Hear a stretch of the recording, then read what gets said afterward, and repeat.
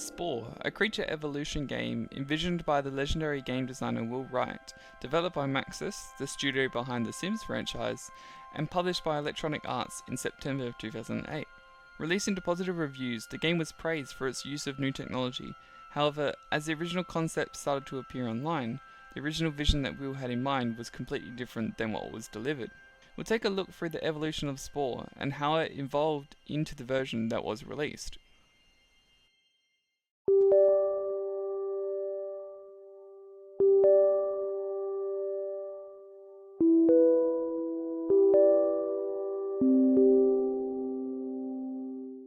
Will Wright, often quoted as a legendary game designer in the late 90s and early 2000s, with his design and work on popular titles such as SimCity and The Sims, cemented Will as a legendary game designer within the gaming industry. Not all of his games were successful. Some unsuccessful ones were SimAnt and SimEarth. He still had a legacy behind him that led to positive reception at all of his adventures and developments. Will started working on an idea for a city development game, which would later become SimCity. However, as himself and the small team of developers were new to the gaming industry, video game companies and publishers didn't want to support his titles. This led to himself and Jeff Braun to form their own company in 1987 known as Maxis to self-publish the critically acclaimed SimCity, which earned the studio over $5 million in the first 2 years, nearly $14 million to date. Maxis and Will were praised for how well SimCity replicated an urban planet, and saw investments from other companies to build and design other programs to support city development as well as the mining sector. However, all these investments didn't work out and ended up splitting from Maxis into a separate company. Electronic Arts approached Maxis in an acquisition deal. This was made official in 1997 by means of stock swap, totaling $125 million, which is $245 million in 2024. This deal occurred during the middle of EA's acquisition period, as 1 year later they purchased Westwood Studios behind the Command & Conquer franchise. Once the acquisition was approved, it resulted in many of the management team at Maxis leaving and just under half of the staff to be laid off, resulting in a big cut for development of current projects such as SimCity 3000 and future franchises such as The Sims. Once The Sims had released and became a huge success for the studio and EA, Will began development on early concepts and prototypes on Spore. Originally slated for a 2007 release, it was pushed back until 2008 and received positive criticism by consumers and sold more than 1 million units in the first month.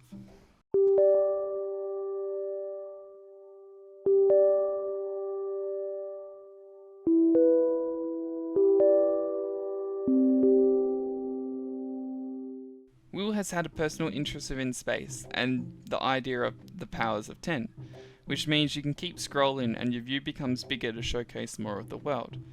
This idea stuck around all throughout early concepts and was one of the primary ideas for Spore.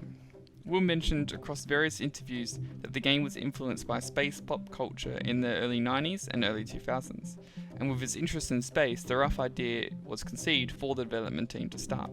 The earliest known development of Spore started in 2000, with many developers and interviews citing seeing early concept art of Spore, which at the time was labelled Sim Everything. Will was asked by Wired magazine to write an article about anything.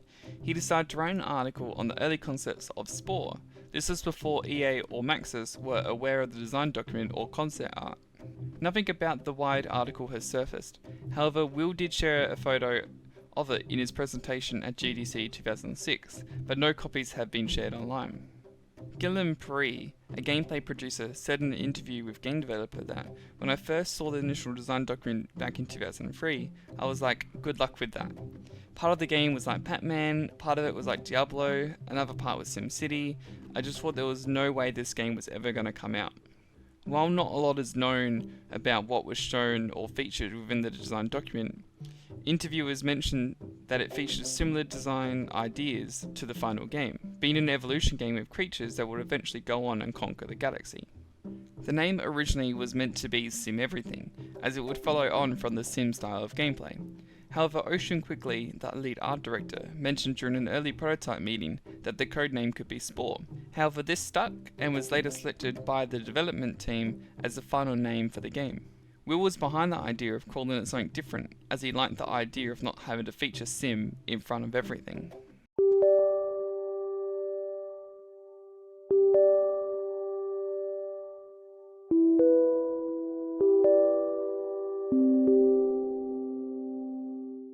With anything that is designed or created, it is fairly common to understand the scope and what is possible to do, which results in creating prototypes and seeing how they can work by exploring ideas individually that together create a completed project. Jason Shankle, a gameplay producer, said in an interview with CNET that game design prototypes are small, lightweight applications designed to explore specific questions or risks in the game development.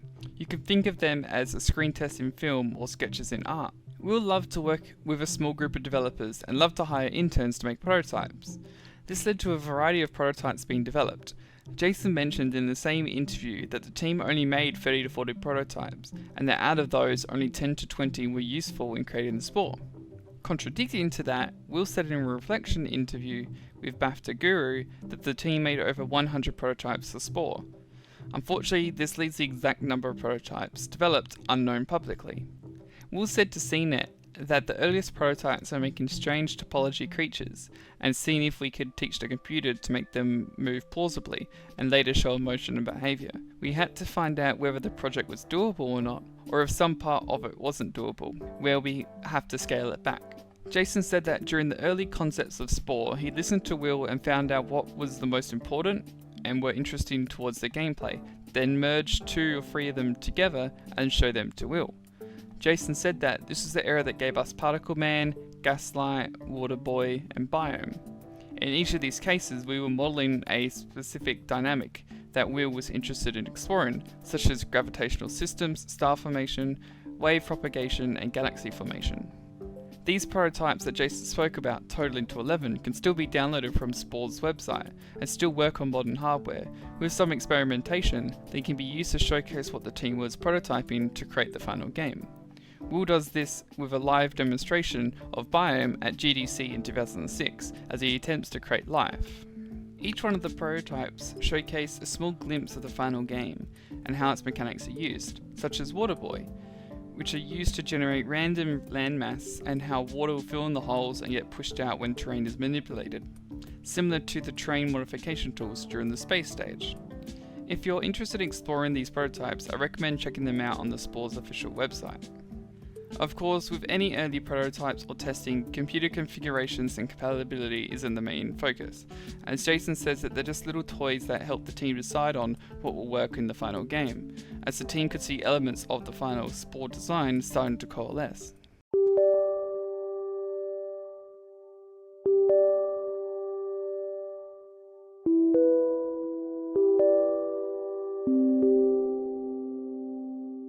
When Will went to get the game approved for production, he went to the executives at EA, gave the pitch, and it was successful, as we have the game. However, Will mentioned that the executives had no idea what the game was about or what Will was talking about when he pitched the idea. The game could have been approved for production due to Will being known for his game ideas and how successful they were towards EA. Publicly, it looks like there was a lot of influence from EA on the game's direction and design. However, this was dismissed by a few developers and the CEO of EA at the time, John Riccitiello, stating in an interview with Kotaku in 2008 that it's probably the greatest creative risk maybe going on in the game industry today. I believe it's going to be one of the greatest franchises in our industry and will rival World of Warcraft or The Sims or Rock Band. It's going to be right up there. He ended with saying that EA is 100% behind the team that is creating it. We will live and fall together. Well, it might be true. The final project suffered from issues either at Maxis or from EA. Chris Hecker, lead procedural animation expert, said in an interview with Joystick that Will created a giant umbrella for the team against EA's influence and other random sources. Chris continued and mentions that at the same time, some of EA's corporate goals are now to create more innovative products. They realize the whole sequel thing is not going to get you where you need to be in 10 or 15 years as an industry or an art form. So Spore, being in one of the new IPs, we've been given a lot of leeway. Anytime EA invests this much, it's clear they're going to try and make an entire franchise out of it. Alexander Peck, an engineer, said that Lucy Broadshaw protected the team from his viewpoint, as he states that it was only an individual contributor, indicating that other people, such as Will, created a bigger umbrella for the team.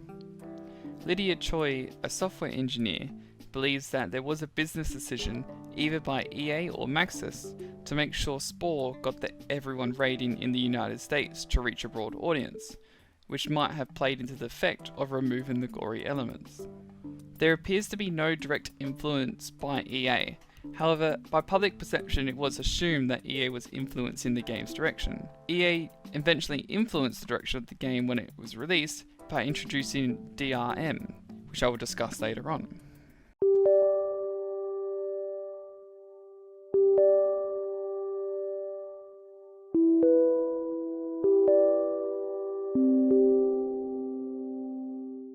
Before I talk about the famous 2005 GDC showcase by Will, there is some information beforehand that is important to note.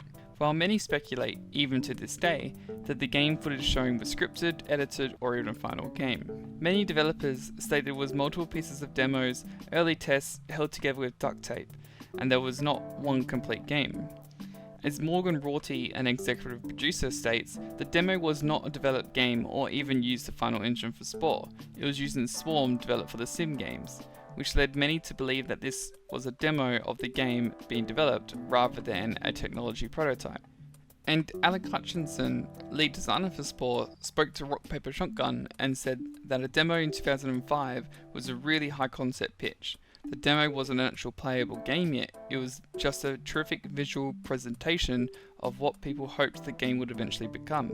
There are even statements for the other side saying that it was a complete game, as an intern at Maxis and on Spore, Michael Chang, said on the Spore forums that, "I'd like to dispel the rumour that the 2005 demos were rendered or heavily scripted. I'm not 100% certain to what extent the demos were scripted, but at the stage of development when I was there, the builds of the game already had most of the mechanics that we see today." He continued in another comment, stating the core features were there. Even by that I mean core as in very bare bones.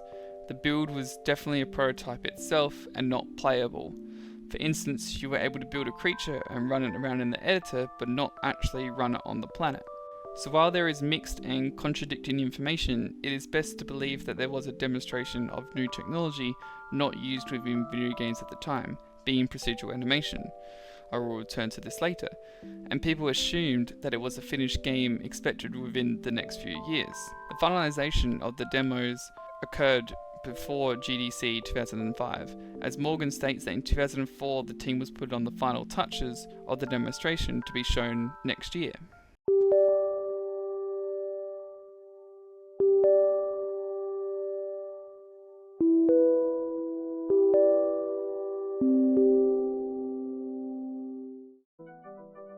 As you may already know, Spore was a completely different game before it was showcased by the director, Will Wright, at the Games Developer Conference, abbreviated to GDC in 2005.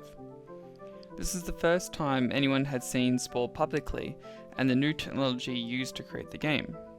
The demos were highly put together and featured a brief overview of each stage, even though Will directly states at the start that these demos are very unfinished.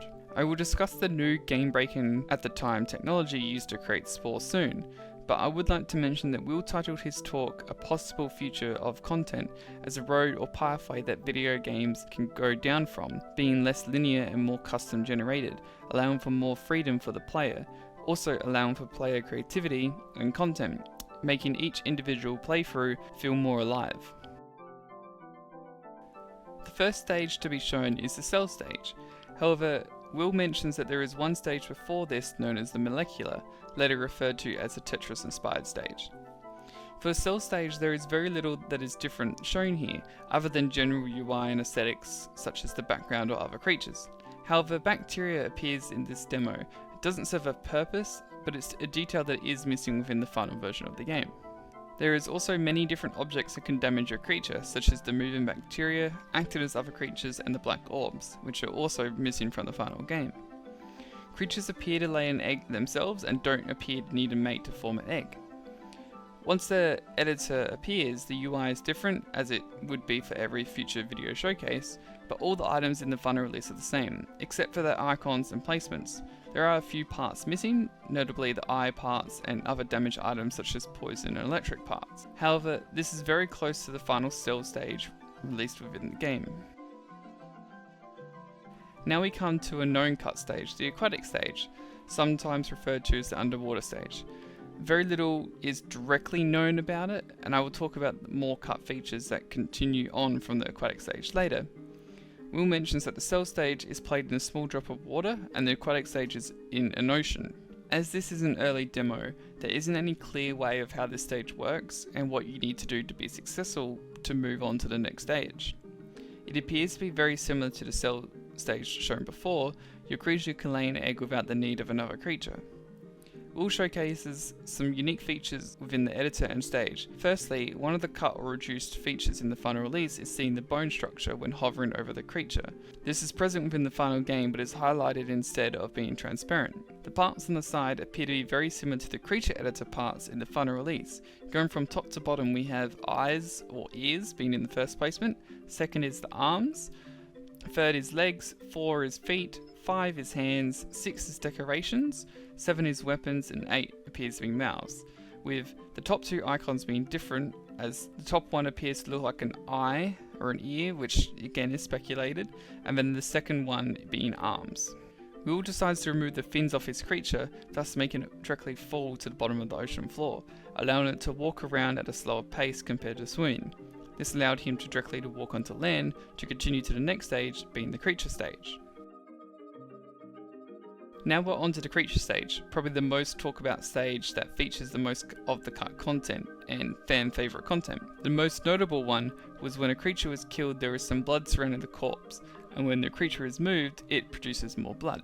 The animations were more dynamic and unique instead of being generic, such as Will put his hand or grabber, as Will called it, on the back of the creature via his tail spine, and the attacking animation centered around that part, compared to the final game, which uses a generic lunge at the creature with a UI overlay showcasing a claw or a mouth attack. The ability to drag animals was also present. However, Will mentioned that it only occurred because of the walking and eating animations playing simultaneously. Before Will enters the creature editor, he decides to find a mate to lay an egg. The mating animation was very inappropriate and featured some sexy music over the top.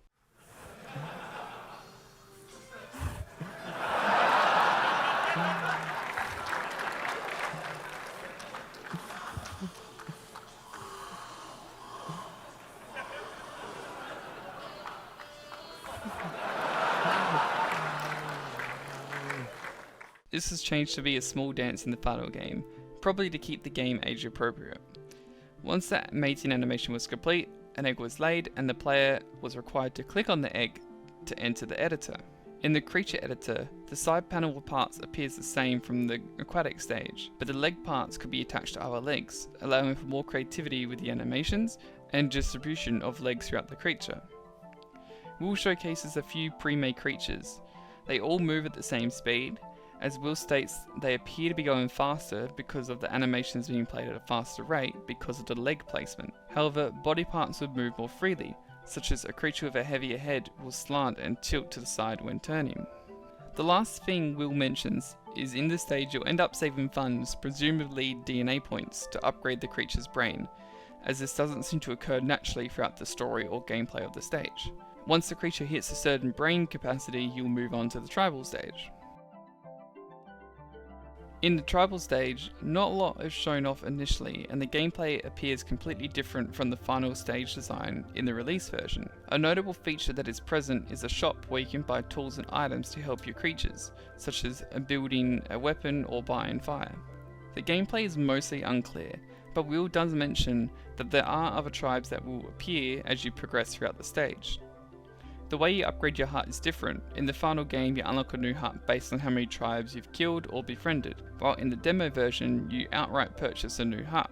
The tribal stage was originally meant to be a small bridge between the creature stage and the next stage, city, which didn't create a massive jump of time or evolution compared to the final game.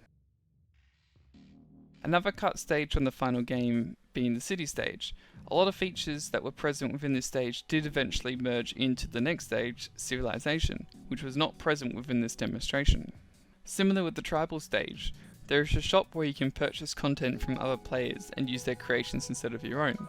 The catalogue will also populate with similar styles and designs to match your current aesthetic and previous purchases made from the shop feature. There appears to be a small creature placeholder for the buildings in the editor, probably to make sure early designs were size appropriate. The building editor is similar to the final release one, but doesn't feature as many parts compared to the release version. The ability to purchase or build vehicles was done by upgrading your city, by placing roads throughout to connect buildings together and building more infrastructure. The vehicle editor also featured all the parts for all 4 different vehicles: land, aircraft, ships and underwater vehicles, the latter I will talk about later. A similar gameplay style to the civilization stage is present by attacking or befriending cities. We'll showcase this by attacking a neighbouring city, but did mention there are peaceful ways to capture a city that was not shown. The gameplay goal is unclear, which is probably why most of the content found within the city stage was transitioned into the next stage, being civilization. That was not shown off during this presentation, either because it was not developed or conceptualized. Finally, the last stage to be shown off was the space or galactic stage. This is where Will showed off the most likely because it was the most developed and was a personal interest of Will's. The first thing Will mentioned after he purchased the UFO instead of designing it himself is that he described the UFO as a content creator for the player. The gore factor continues from the creature stage, as Will dropped a creature on the moon, and because of the lack of atmosphere it exploded, resulting in guts and gore flying off throughout space. You can create an atmosphere for a planet or a moon by creating or launching a volcano, known as the spice spout in the final game, which will thicken up the atmosphere, which is not possible on the final release. However, without a lack of atmosphere, you can still build colonies on moons. They'll have a bubble around them so they can survive naturally, and when the atmosphere reaches a habitable level, the bubble disappears. This is very similar if you want to build a city underwater. A bubble would appear around the city, protecting it from the water. This, paired with the Genesis device, as called by Will, allows you to alter the terrain of planets to make them sustain life. There was no end goal with the space stage. It was meant to be played continuously with the idea to expand and colonize the galaxy. This allowed you to explore the procedurally generated galaxy, and this was achieved by earning money for your colonies that you build throughout the galaxy to unlock new weapons and upgrades for your UFO to travel further and deal with other cities, such as attacking or defending, and if required, blowing up an entire planet. This ends the showcase by Will in 2005 at the GDC Summit. However, some interesting points that appear to be forgotten when talking about Spore's development. Will mentions that you can go back to any of the previous editors and create whatever you want during the game. He mentioned it during the end of the presentation, but might be whenever the player wants to. This is present within the final game, but on the main menu instead of during the gameplay or stages, other than the editors for that individual's stage. With the showcase, Will continually mentioned procedural generation and player creation, which we did get. However, some systems that may not be present within the final release are the systems that will fill out your planet with a variety of creatures to create a full ecosystem automatically. And he references The Sims and how players had to manually download and upload creations. With Spore, they will automatically be available within the game. This allows for easy exploration and filtering to find the most successful and used content, which we have and is known as Sporepedia. Morgan says the general reception of the event was a big hit, and the team was off and running to develop the full game. Throughout the presentation, the audience was shocked by the technology used, such as zooming out the planet to see the full galaxy, left the room cheering. The hype continued into the next few years of development. After the GDC talk, the game was shown off at E3 2005. However, no footage has surfaced, but gaming news sites have reported seeing very similar gameplay footage to what was shown at GDC.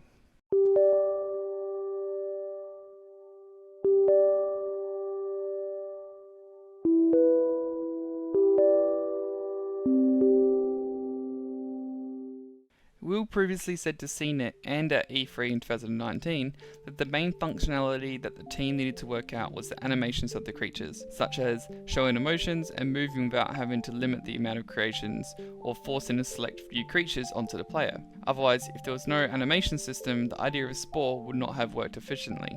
At GDC 2005, Will showcases the gameplay and raises a point about procedural animation and generation. This technology was not seen in video games up to that point, and allowed for more player creativity. In the same E3 talk in 2019, Will mentions that Chris Hecker was the main ideas man behind the procedural animations, and without him the team would have been struggling. Dan Moskowitz, the lead engineer for Sporepedia and the creators, said to game developer that the coolest piece of technology that was in all of Spore was the procedural animation system. That was the system driving the character animations in the editors. It's what let you build a fully rigged creature that had 9 legs touching the ground and they would all walk naturally.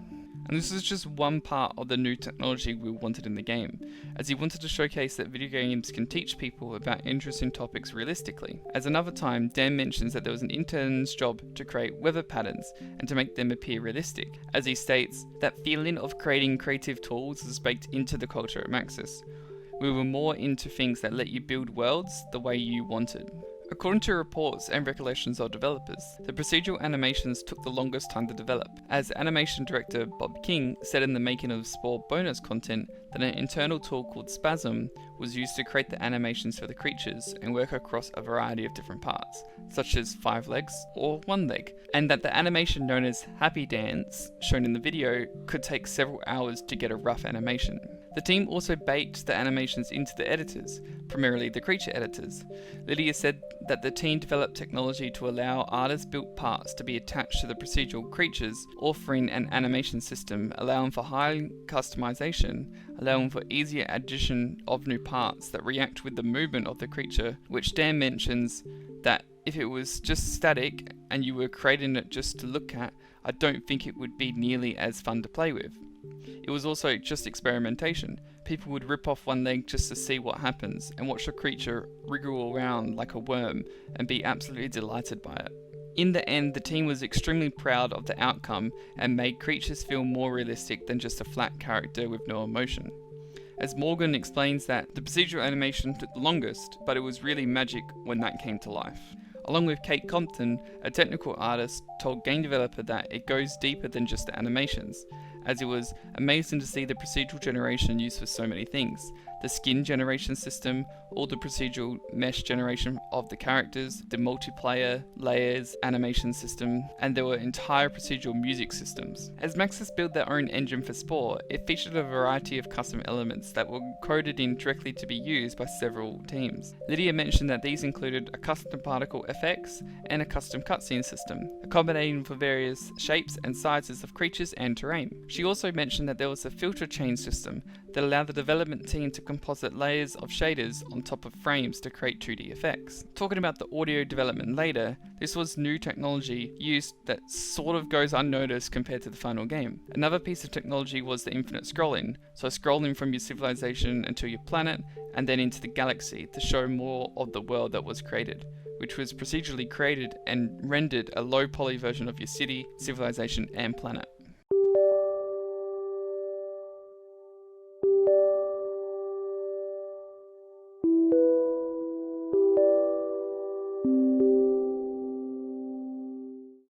Between 2005 and 2006, the team had internal struggles that seemed to impact the development of the game significantly, due to each individual stage being a demo or an individual prototype. The main issue was that the team was split into a science team and a cute team. As Will stated during his GDC 2006 talk, that the team was split down the middle, with half wanting to make the game more scientific based to fit on more an appropriate evolution side, while the cute team wanted the game to appear more friendly and appeal to a more broader audience. This caused issues within the development team, as developers reported that each stage was developed twice, one for science and the other for cute, since the team couldn't decide on what game direction to go on. Unfortunately, due to the split in the development, there were smaller groups focused on individual parts of the gameplay, such as creature, tribe, civilization, assuming that it was substituted for the city stage, space, and the various editors. As Dave Kubar, a software engineer, remembers it, he also said in an interview with game developer that it was less about this clear idea of what we wanted the game to be, and more proposals and ideas on where we can take things. It was big concepts that may come together to create things, and when you do that, you deal with a lot of unknowns. Lydia mentions that while there was a hierarchical structure, there were different sub-teams that had their own leads that would drive the decisions on each mode of the game. Which Morgan follows on and says the modes were developed in parallel by separate teams to optimize development. Still, it then took some additional effort to stitch them all together, especially carrying forward the state of your creature. Alexander said on any large project there are going to be disagreements on how it should be built and designed, stating, "I thought the decision to separate the project teams up by each stage was going to lead to a lot of code that didn't work well together, and in fact that did happen. We did make some attempts to share code. The creature AI system I think was shared between a number of stages, the cities and citizen AI was shared between the civilization and space stages. The planet renderer was used everywhere but the cell stage, and of course the editors and the creature tech itself was everywhere. But so much of it was just done piecemeal by the stage's engineers. This shows that the team was split and that each individual team was creating different games. Even though some information was shared across teams, it still created cracks within the game, which are present within the final release. Many of the problems or issues arising had to be fixed individually instead of getting a team or game-wide solution. Stone LeBrand mentioned to game developer that each team needed different solutions to their problems, and everything was going on at the same time, which is why there was a lack of integration between everything. This led to development dragging on, as Lydia recollects, as well as Soren Johnson explaining that Spore's biggest issue was that each stage was fairly shallow because the team was making 5 games at once.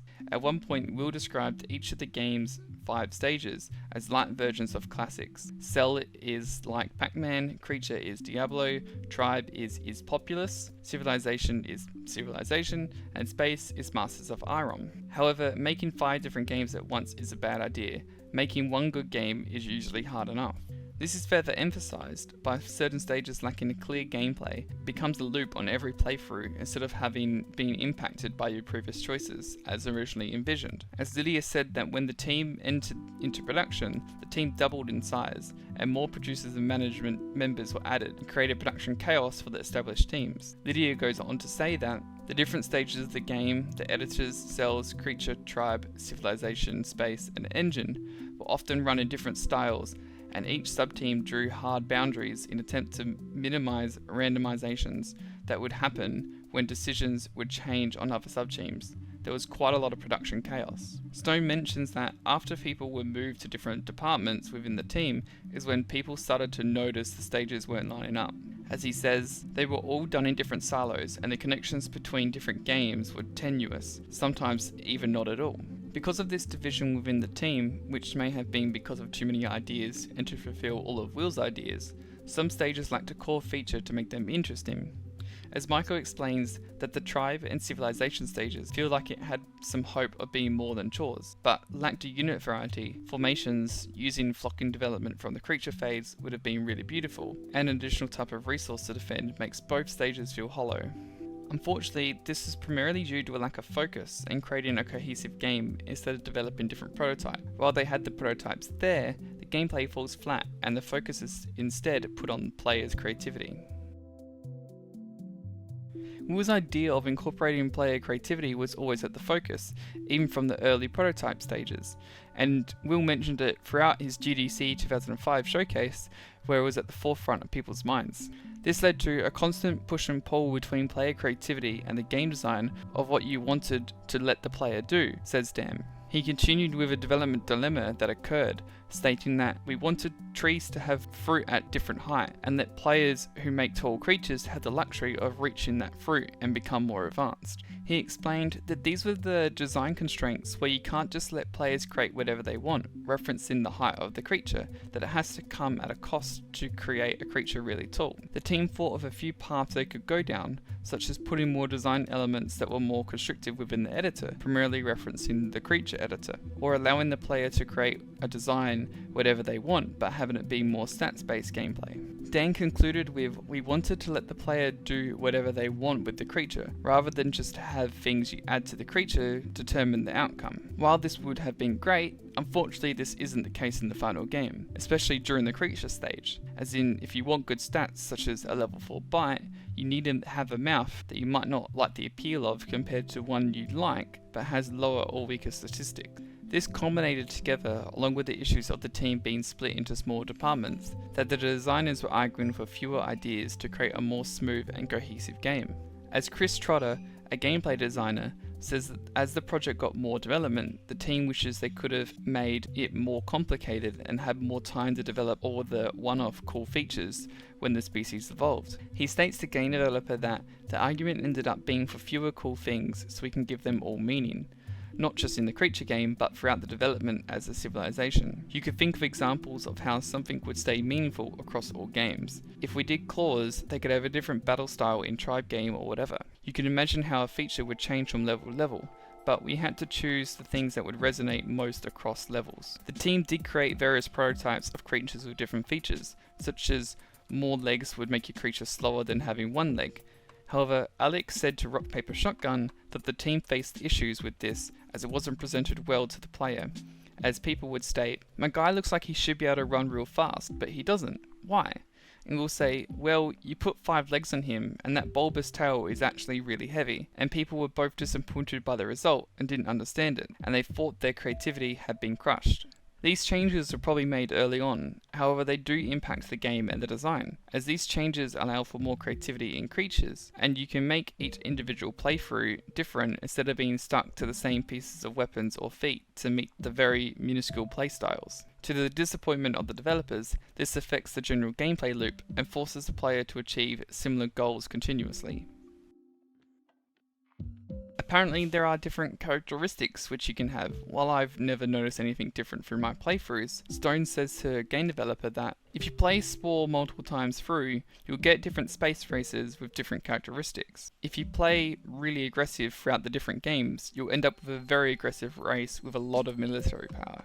But if you play it very peacefully in the beginning, where you're a vegetarian, you'll get to space and become what we call a shaman, where you can terraform planets and add trees. Unfortunately, this isn't very clear towards the player, and results in it being missed among the player base, even though it was added late into development as Stone recollects, but it doesn't seem to affect the major gameplay style, while Stone says there are 3 distinct outputs, being aggressive, passive, and then a mixture. The team would test these continuously and feed data onto the next stage in the game. So once you're in space, you will notice your previous choices more predominantly than other stages, but it is only primarily featured in one stage, while all other stages don't get influenced by the previous stage. This is further emphasized by how you would unlock the next stage. Originally it was meant to be played in sequential order to unlock the next stage, so if you wanted to play the space stage, you had to play through all previous stages beforehand. There was no quick option. As Soren explains to game developer that you basically had to beat each stage of the levels in succession to unlock the next one, which seemed like a reasonable design choice to me early on. But there were a lot of us, myself included, who were worried that for a lot of players, one of the levels would just not click for them, and they'll never retry and never see space and never see civilization. While it is unclear when this changed or who decided to make this change, but it ends up being a change for the better that was made late in development. The team had issues all throughout the development, and it continued on to the future after the release. Will's idea was to create 3 pillars of Spore to have something unique for each individual player, but the game only achieved one of the goals originally set out. As Alex says to Rock Paper Shotgun, that we designed Spore to be in equal thirds, creating things in the creators, sharing things through Sporepedia, and invisibly in general play and just creating and playing, and then playing the games themselves. This breaks it down into lovely marketing simplification: create, share, play. Unfortunately, all these pillars fall short, taking a look back at the development, as the creators lacked any creative features, as the constraints were put on the designers for simplification to stop players from getting confused. The gameplay lacked focus due to the issues within the teams and communication between the directors and leaders. While Sporepedia and its sharing functionality was great, but because of the other pillars falling short, it results in the sharing element lacking as all 3 work together, and if 1 or 2 were underdeveloped, they all suffer.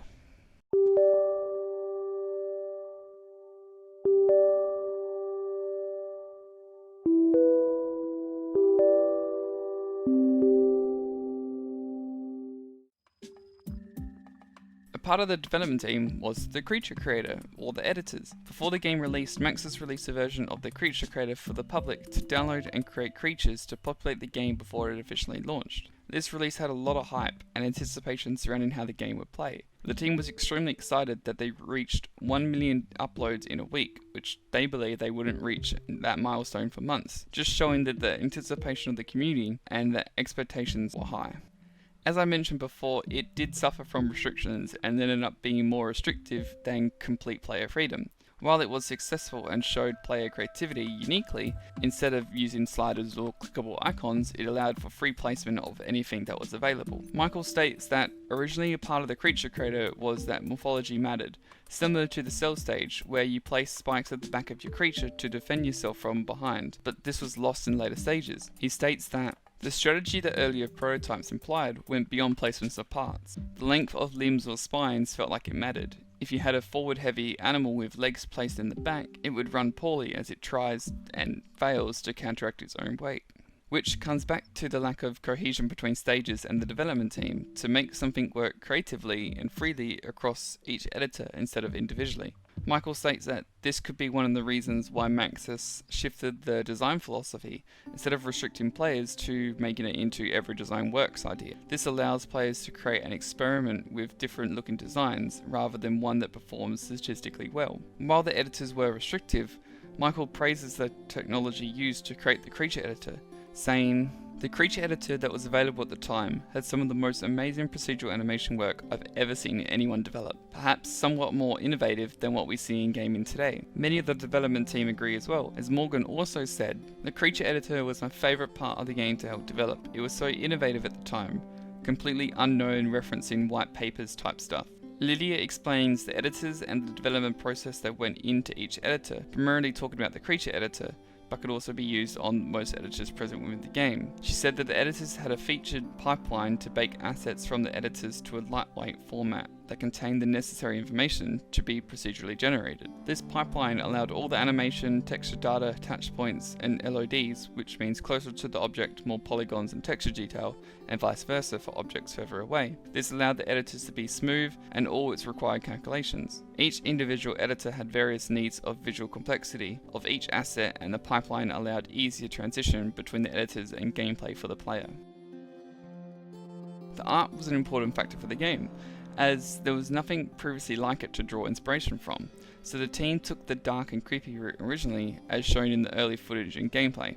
Ocean Quigley, the art director, said in an interview with Game Informer that he had a lot of creative authorship while he worked on Spore, as he previously worked with Will across other games such as The Sims. This allowed the team to create various ideas and concepts to make a more unique art style. There hasn't been any conclusive decision about why the art direction changed, but Thomas Vu, a gameplay producer, said to BitTech that Ocean worked closely with the producers and that they would choose the art style that they believed would have the most appeal. He continued with, "Importantly, though it also gave us leverage, we needed to use the usual Maxis humour. We wanted to make the game feel like you could use it to make a joke, but at the same time, you can make a dark and evil story with it, mini devils running around and so on. We didn't want to dictate that too much." Alexander worked on the hologram during the civilization stage, when you're spreading your religion between cities, and to Alexander's surprise, it stayed within the game, stating that what surprised me more was the giant hologram preacher, which I put in as a joke, stayed in the shipping game. I could never get away with something like that these days. Classic Maxis like to have fun. Contradicting Thomas, Soren spoke to game developer and said that they don't believe Maxis made the change to appeal to a more casual crowd. Instead, they altered the look because it looked weird, stating that you'll end up with a lot of really grotesque creatures, I think, whereas if you have more googly eyes and bumpy parts, people ended up making more appealing looking creatures. I think that's more or less why the decision was made. While a decision was made, the game's art style does appear more childish and removes a lot of the gore aspects to allow a more casual audience to play without being scared or put off because of the original dark style. Looking at the game's art design, it's clear that it hasn't aged well. It appears very childish, and since you wipe out creatures and even empires, there's nothing negative or blood that is left behind as a result, making the game feel more cute and clean for a more casual audience. Creating a new language is always hard, and for the audio department of Maxis, they already had a few under the belt by creating Slimmage for The Sims. However, they were based on human languages, and creating a language for multiple species, it had to be universal to understand. No official name has been given to the creature's voice or language. However, Sil Girons, an audio engineer, said in an interview on Spore's website that Slimish was definitely an influence for the voices of all the sentient beings in Spore. However, the creatures from Creature Game are mostly created from animal recordings, which were actually done on location at various zoos and animal sanctuaries. This was also influenced by the mouth of the creature.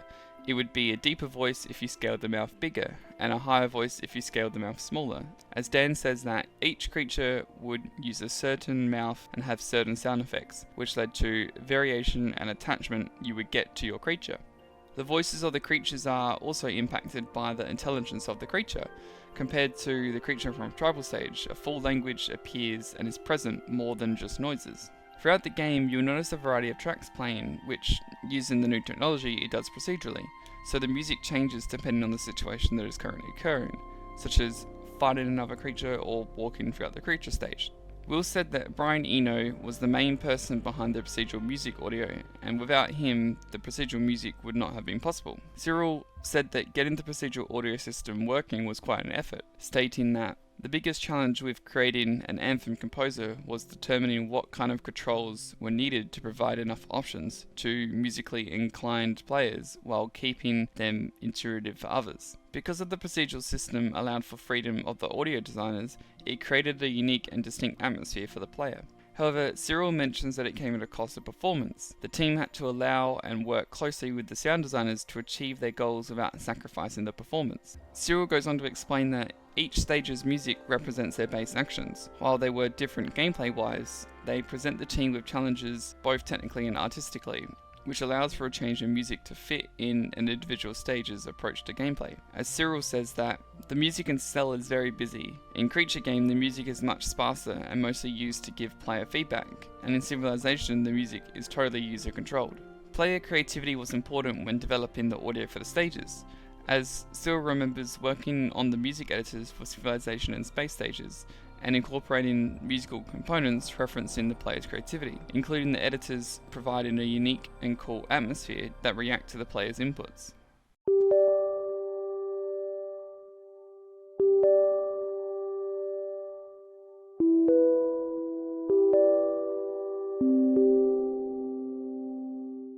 After the showcases in 2005 of the early concepts and ideas surrounding Spore, the team went to work developing the game. This led to the next appearance at E3 and GDC 2006. Will gave another speech at GDC 2006 discussing a small amount of work for Spore while showcasing some more concept art, but Will didn't mention a lot about Spore at GDC. However, more information was shown at E3 that year. E3 featured a small booth of Spore, showcased with a unique 360-degree video showcasing each of the Spore's stages and early concept logo.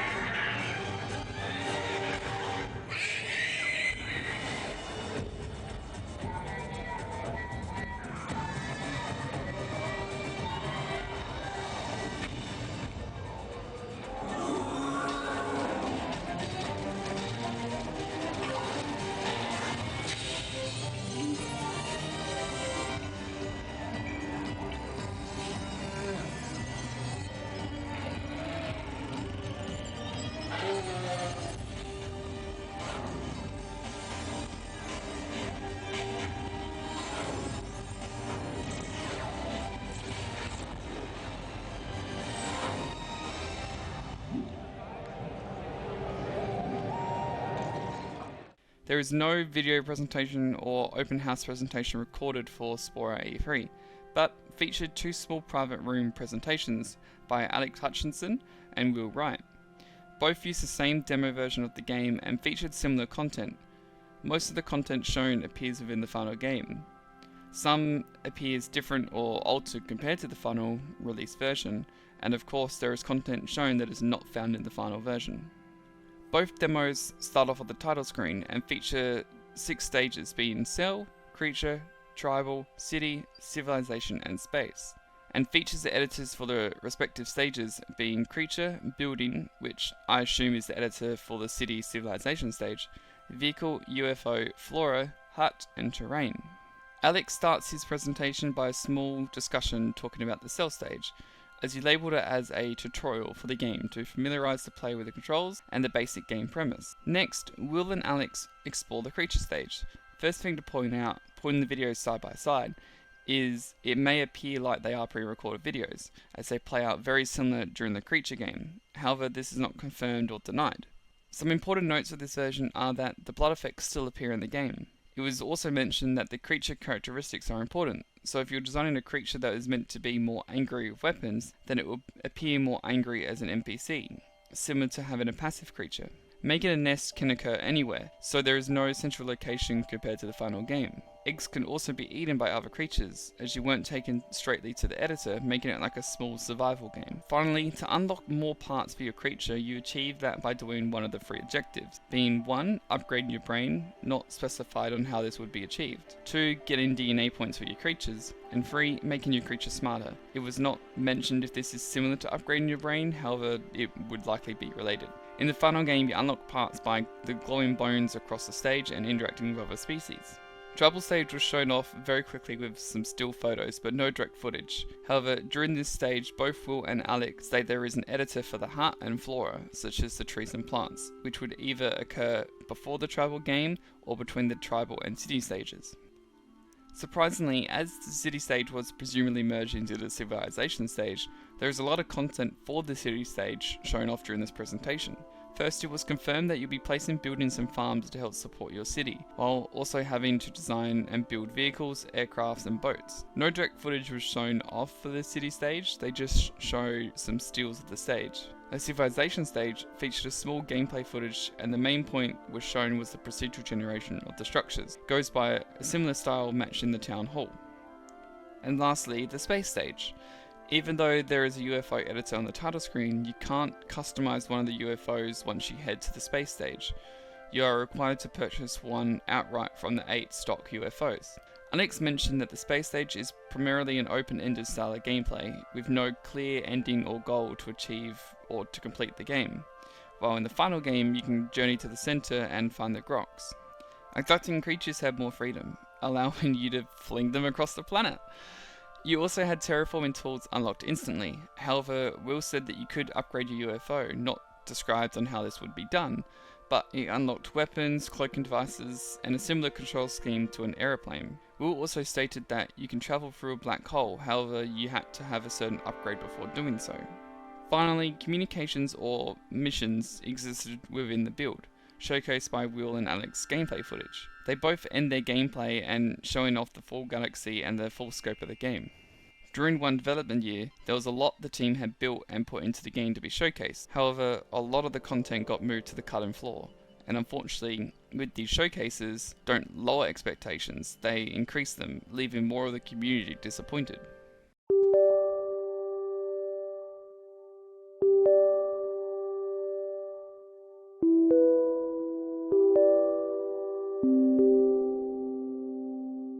Now, we're here, we're at the meaty part, the cut content of Spore. There is a lot to cover here from all the materials I've already referred to and others that are new here. I'll go through each stage by stage and indicate everything cut from it. Let's get started by talking about the molecular stage.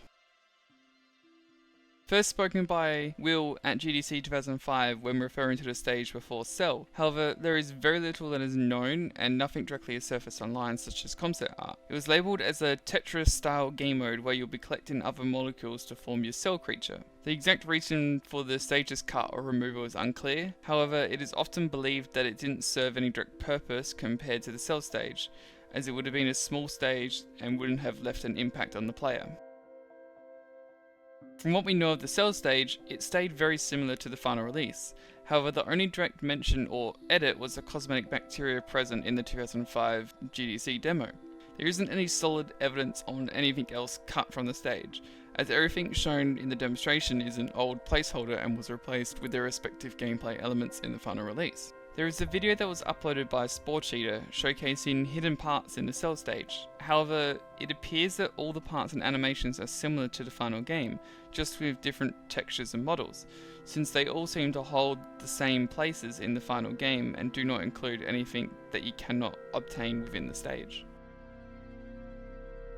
While the aquatic or swimming stage is known to follow the cell stage as a bridge between cell and creature, instead of just growing legs in the water and walking on land, we've got some small gameplay from Will in 2005 with some concept art in 2006 as well, with more shared online throughout that time. Gameplay was similar to creature and cell, but mixed together in the water as you're exploring, trying to get more intelligence and find more parts, then eventually sprout legs and walk on land to move forward to the creature stage. According to Alex, when talking to Rock Paper Shotgun, is that the team never attempted to build the stage, stating that as soon as production started, we realised the mountain we had to climb with 5 different games. Remember, that means essentially 5 control schemes, 5 sets of user interface, 5 sets of everything, and all of it with a team that was only about 80 people, which is well under the average team size these days for a big project.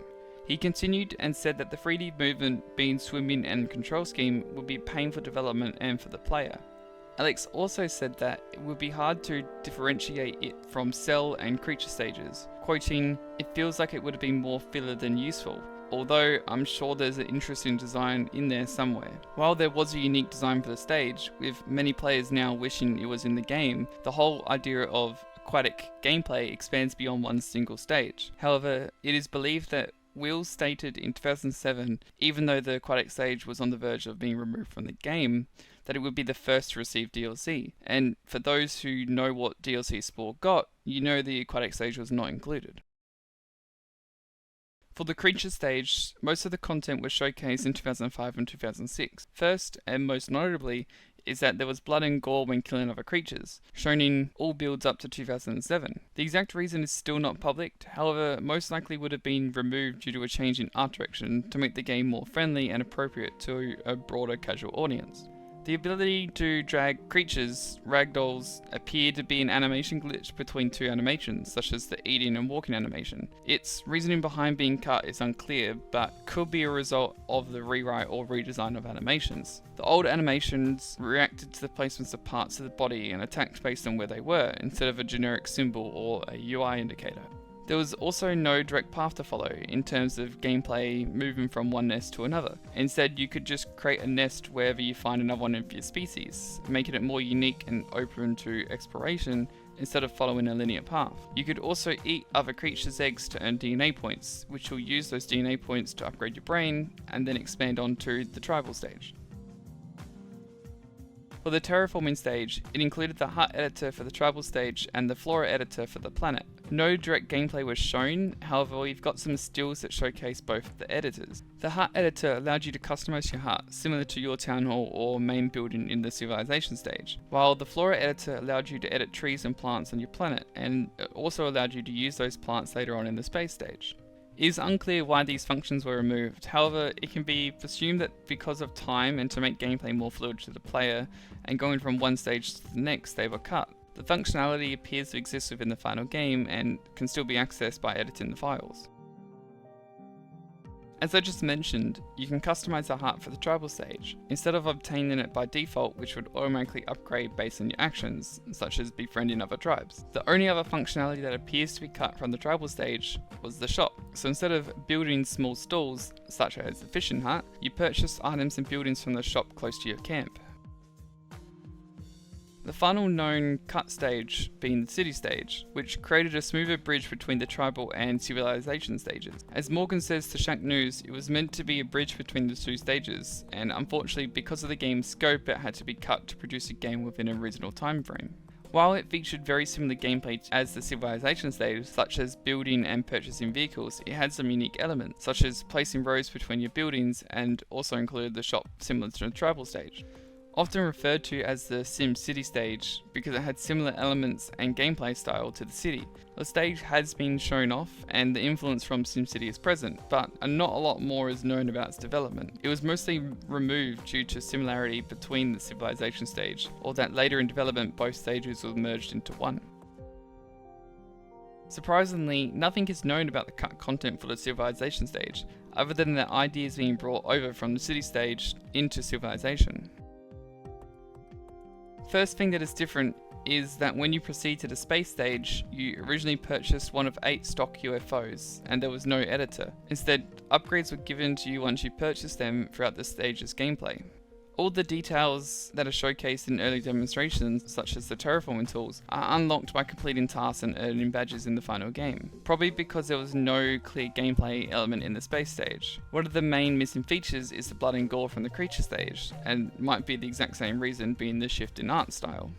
You could create a volcano, or known as a spice spout in the final game, on planets or moons without any active spice. This allowed you to create and rise an atmosphere on a moon or planet which didn't already have one. This resulted in the player being able to create cities and claim the planet with the new atmosphere.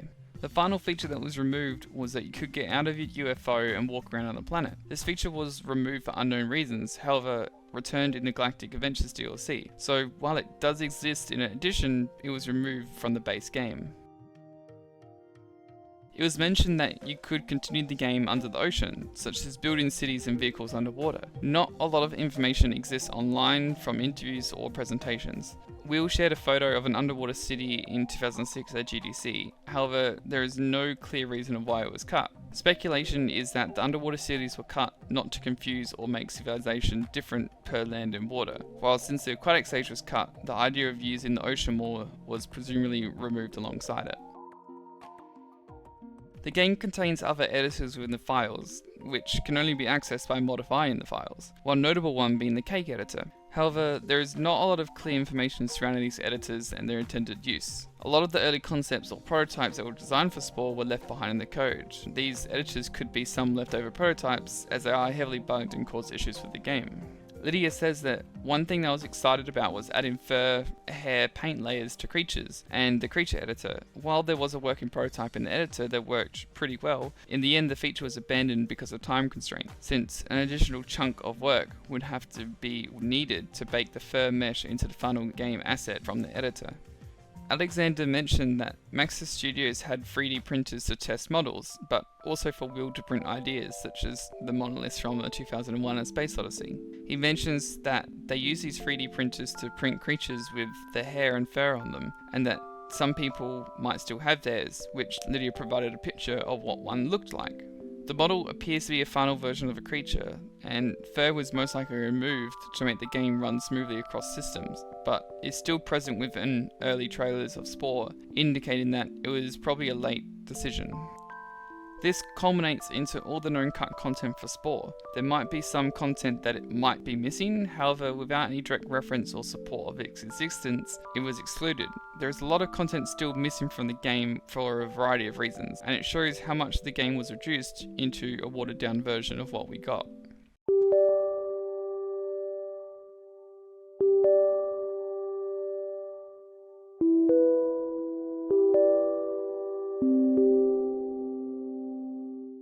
The team was hard at work to complete the development. It's unclear if an internal timeline was given, however, based on previous Maxis titles and games, they normally would have released when the game was deemed ready. Originally planned to release in 2007, when no new information was shared, it was when EA's management stepped in and said that the game would release when the team is confident with it, and they did not want to pressure the development team and don't want to compete with other titles. The date was set for September 2008, however, a few months before the date, the team released the creature creator in June of 2008. As I already mentioned, this showed the team that the game can be successful. Alex said in an interview with Rock Paper Shotgun that the hype machine was so out of control and the game clearly was an established genre. We always knew there would be people who would be disappointed because it wasn't what they expected. But I just hope that people will assess it based on what it tries to do and whether it succeeds, not on whether or not it's the game they expected. Morgan also stated that, I do remember feeling that the hype was so big, years of development, building up the expectations, that we would never be able to overcome players' expectations fully.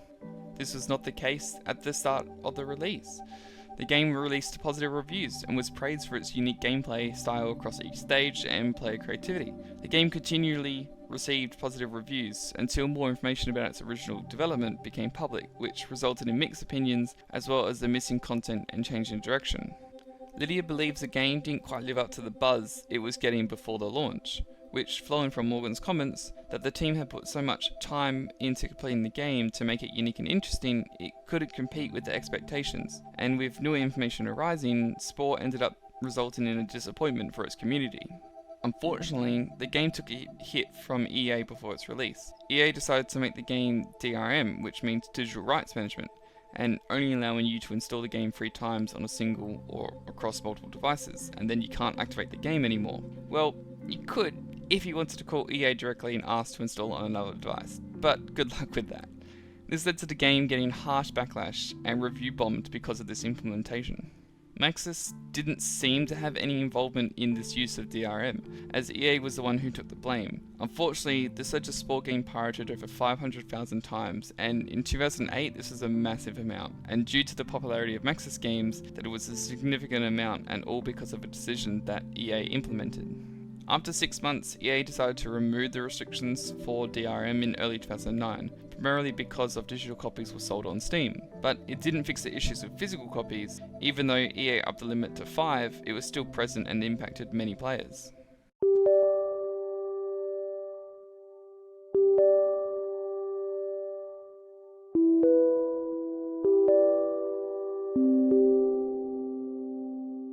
For an IP and idea like Spore, it received some support after its initial release, being a creator pack, featuring new and unique parts for the creatures across various stages, excluding the Cell stage, and then followed by an add-on being the Galactic Adventures, which focuses on the space stage and features new missions, content which was previously cut from the initial release, such as walking around on planets. The creator pack Creepy and Cute only features parts to use within the editors and does not feature any new gameplay elements, so I'm going to focus on the Galactic Adventures DLC primarily. First, it is not the aquatic stage which Will said would be the first to be DLC. The exact reason is unknown, however, as Will left Maxis in April 2009, it can be assumed that he was planning to leave for a while, as his original vision didn't succeed in the markets, and thus his way of thinking was ultimately pushed aside. However, this is just a speculation. The team did not think about the idea of an expansion or DLC for Spore, as Michael said in 2004 that the idea was thrown around but not spoken about very much, since the game was still in early prototypes. Will said in an interview with Wired, stating that I'm more interested in expanding the game broadly rather than deeply. With Spore, I want to take parts of the game to different platforms, and then sell those parts to people who never bought the original game. So, for example, we could pull out the creature part of the game, where I'm designing the creature and having them live and interact on a planet, and do a version on a handheld system. I will talk about Spore being brought to other systems soon, but for now it is clear that Will had an idea to expand Spore, but probably not in the way that management was pushing for. As the Galactic Adventures added multiple features to the game which were previously designed for the initial release, but ultimately cut, the main one being able to step out of your UFO and walk around on planets. It also provides more adventures for the players, by creating a mission with a custom planet editor to design a unique adventure for players worldwide, as you were able to share your mission on Sporepedia. Another removed feature was the flora editor. While not directly allowing players to create their own trees and plants, they were able to select the plants they wanted present on their planet, making each environment feel unique and expansive. The DLC featured content which would have really improved the stages already present within the game, such as being able to ride in vehicles. Not being able to drive is another disappointment, but showing that an effort was made to implement these features into the game, which would have made the game closer to the original vision without the need of a DLC to provide these features. EA and Will both wanted to expand where Spore was playable, and created 3 games for the Nintendo systems, 2 being on the Nintendo DS called Spore Hero Adventure and Spore Creatures, released in 2009 and 2008 respectively, and the other for Nintendo Wii called Spore Hero, released in 2009. The Hero games use a core gameplay element from the base of Spore, being the creature editor and the creature stage, flesh it out into an action RPG where you're battling against other creatures in a small arena to progress through the story, while the creature game is a 2D style creature stage with more core ideas from the stage being implemented. All 3 games did not sell well compared to the original, however EA was fully behind these games, as an EA executive said that EA remains fully committed to the Spore and other IPs within Maxis, with games planned for the launch in the next 3 months, including Spore Hero coming to the Wii for the first time and Spore Hero Arena on the DS, which after follows a disheartening message that Maxis employees were let go. However, they still released 2 spin-off titles to support Spore into the future, hoping that it would be another core IP and Maxis for years to come. The development for the Wii title was very limited, and there hasn't been anything concrete on its concepts. The DS games, presumably Creatures, had some development history behind it. At the time, Lucy Broadshaw, an executive producer on Spore, who took over Will's CEO position at Maxis when he left, told Wire that the decision to take a very unique approach to Spore on the DS was born of, let's look at this platform and see what we can best do to enhance the play here. It has a lot of the same texture that the PC version has, but it's got entirely unique content, and it's got a couple of unique areas. Creatures have biopowers, they're very fun to see, you can use them with your stylus. The team was unsure on the development of the spin-off games, stating that they should either feature the full game or focus solely on one stage. Lucy said in the same interview that the DS release focuses on creativity, exploration, and evolution, with a clear endgame in mind for the player. However, this adds more questions on why these spin-off games had an endgame in them rather than the main release.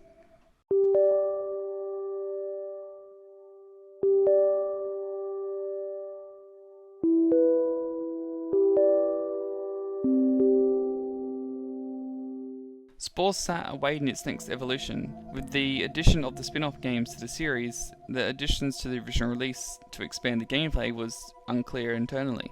This led to the game being dropped for support, with no more updates or content being released or developed for the game. Even though EA wanted it to be another IP that they can support and create a franchise out of, they stopped production and caused Maxis Studios to close. EA announced in 2009 that all Maxis studios would close, and the brand name Maxis would retire and be replaced with EA titles, such as EA Los Angeles. This resulted in massive layoffs within Maxis, and many of the development team decided to leave to pursue other positions or create their own companies. For the IPs within Maxis, EA had full ownership over them, and they still supported The Sims 4, while they ignored Spore on how they can use it to their full potential. While EA continued to support Sims 4, they ended up making 2 studios under the Maxis name to help support the development of Sims and a new title within the series. However, for Spore, its future was unclear. As of 2021, the official servers closed, meaning that Sporepedia no longer works and accounts are no longer be able to be made, making 1/3 of the game permanently offline. To the player base, the only thing they could do is create mods to support the game, and allow people to play the game at its fullest as it was originally released back in 2008. Unfortunately, this doesn't capture the original excitement and hype that was around its release. Spore created various unique technologies not seen within the gaming industry, which now goes unrecognized because of how they're used within video games, such as procedural generation in terrain. While it was a rough development, its technology impact on the industry is here to stay, and as Will said back in 2005, that is the future of content.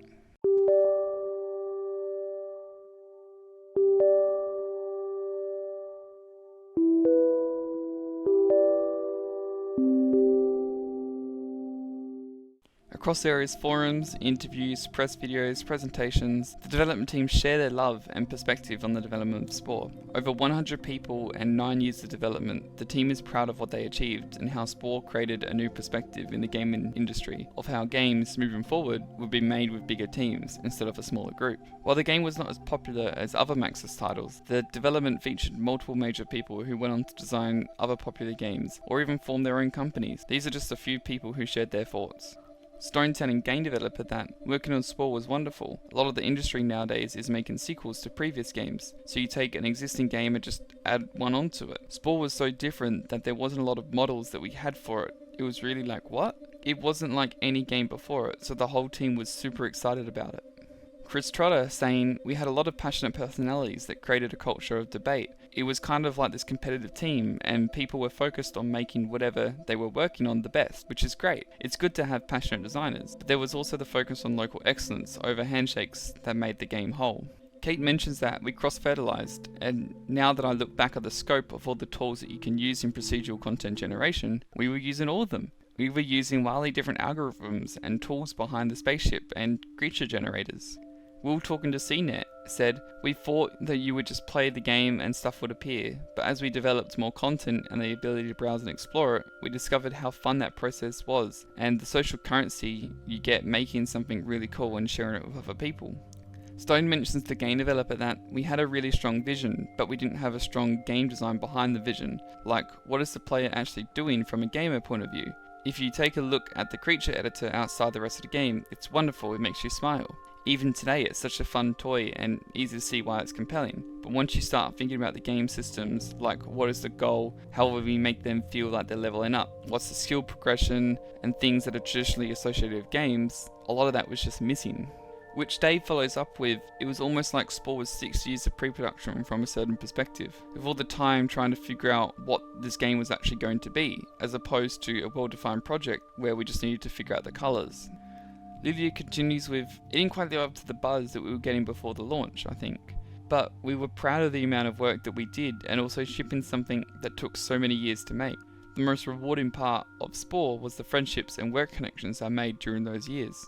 Alexander says, for myself, I saw the game had been hyped up a lot and everyone's imaginations had run away from them, so I was bound to let some people down. In the end, it was still a game made with 2000s technology, not magic. It was a great team though, probably the best I ever worked with. Morgan stating, I don't think I realised at the time how much raw talent was all working on the same game. We had a lot of people, to a person who worked very hard on the game, striving to make it the best possible. It was back in the industry that it was a 6 to 7, 60 plus hour work week for those last 6 to 7 months, maybe a little longer. Michael explains a lot on the Spore forums, stating that the problem with this is that within friendly game design, all creatures become a bland, unified idea of a creature. With the game being so inspired by evolutionary design, the game takes so little advantage of exciting things that could be done with the ideas it's selling. I have a strong feeling that this is the main reason why people feel the gameplay to be shallow. As soon as I sit someone down with the game for more than 15 minutes, the cracks in the gameplay start to show. It's as if you're looking at the same magic performance too many times, you start seeing the tricks the magician uses and being called a foul. That's just because the gameplay lacks depth, and we all know that now. Michael goes on to provide his opinion on EA's involvement, saying that, I don't think EA is some nefarious company out to destroy games. I think Maxis made decisions based on their best guesses at the time, which is that people would value creation over gameplay, and allow the gameplay to become overshadowed by the editors. While this is innovative and different, many people disagree on their decision and demand that a game should be a game, and not just any game, but a game from Maxis with the same quality of gameplay from The Sims or SimCity. Taking away those rose-coloured glasses leaves the diverse emotions of the team. It's clear that the vision behind the game was the driving force to make something that impacts everyone, and not solely hardcore gamers. Will said in a TED Talk, which I believe best sums up the reason behind Spore, and how games like Spore can help generations understand real-world dynamics. I think if there's one difference I could possibly make in the world that I would choose to make, it's that I would like to somehow give people just a little bit better calibration on long-term thinking, because I think most of the problems that our world is faced right now is the result of short-term thinking and the fact that it's so hard for us to think 50, 100 years, or 1,000 years out. And I think by giving kids toys like this and letting them replay dynamics, very long-term dynamics over the short term and getting some sense of what we're doing now, what it's going to be like in 100 years, I think probably is the most effective thing I can be doing probably to help the world. And so that's why I think personally that toys can change the world.